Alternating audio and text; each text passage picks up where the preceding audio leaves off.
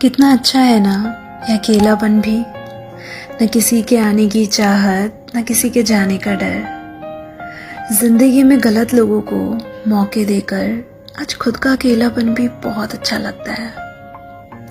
اب کسی دھوکے کی گنجائش ہی نہیں، اب صرف خود کو موقع دینے ہیں، خود کے لیے۔ جب آخر میں اکیلا ہی پانا ہے خود کو، تو کیوں کسی کے 2 پل کا سہارا لینا؟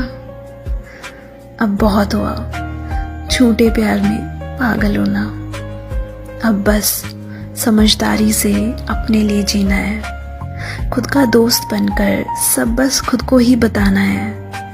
اب رات میں کسی اور کے لیے نہیں، خود کے سپنوں کے لیے جگنا ہے۔ کسی سے نہ کوئی وعدہ لینا ہے اور نہ کوئی وعدہ دینا ہے۔ دوسروں پر یقین کر کے خود کو جو چوٹ پہنچائی ہے، بس اب صرف